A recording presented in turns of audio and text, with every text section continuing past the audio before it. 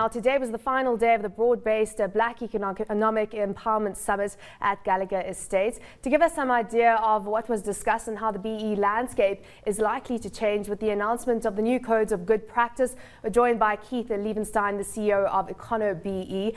Keith, thanks so much for joining us. So, Minister Rob Davies has been a busy man this week. Of course, we had the tariff announcements in the poultry sector and then him announcing the new codes of good practice. There have been some tweaks to the document that was put forward last year, but let's run through some of the major changes that were announced. Yeah, sure. First of all, the point you made is that the codes themselves will be gazetted next Friday, the 11th of October. So what we are going to talk about tonight, of course, is what they've told us. The actual details will come out next Friday. They will only come into effect in a year's time. So there's a transition allowing us to adjust, make our plans for a year's time. Yeah. The specific changes that he put in, fairly far-reaching, but not too different to the draft codes that he put out exactly a year ago. Yeah, I mean, as we can see on the board there, we've got 5 elements now, not 7 elements. And then you've also got black-owned businesses or majority-owned black-owned businesses, small businesses being automatically given a certain level. So walk us through those two. Yes, exactly. So previously, or the current codes as we use them right now, any company below 5 million rand annual turnover is regarded as a level 4. If they were more than 50% black owned, they would be level 3.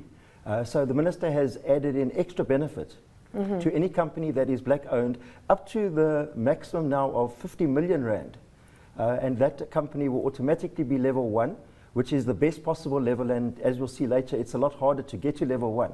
So this is a great benefit to black businesses. If they're 100% black owned, if they're 50 or 51% or more black owned, they're going to be level 2. How have they made it harder to get up the levels? And as you say, get to that key prize of level 1? Yeah, they've increased some of the weightings, some of the targets. For example, skills development. We need to spend up to 6% of our payroll, up from 3%. In some cases, he's added in for 3 of the elements, what is known as the priority elements. That is the ownership, skills development, and the new element called enterprise and supply development.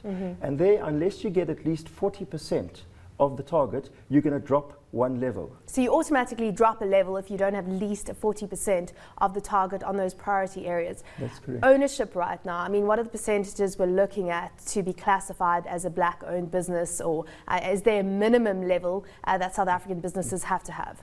Well, the target is 25% in order to earn your full points.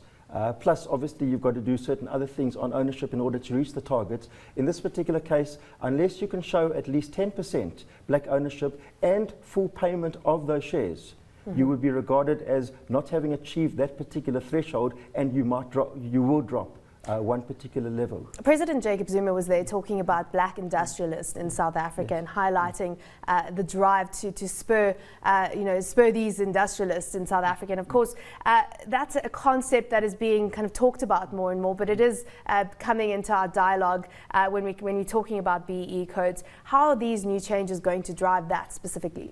Well, previously, Samantha, I think they used to talk about the EMEs, or the level 4 companies, level 3 companies, which are the black-owned companies. Now, about pushing up the threshold, any black-owned company up to the 50 million rand level, which is roughly where the emerging black industrialists would logically be, is now going to be given those extra benefits in terms of BE, or the extra points or extra levels. So it's basically boosting that. We've got 10 seconds left. Is this on the whole a net good, a net positive for South Africa, or do you think it's going to be a lot harder? I'm very positive on it. I think it's a good idea. It will be a little bit harder, but all of us, white-owned businesses also, can achieve something to the benefit of ourselves and the country.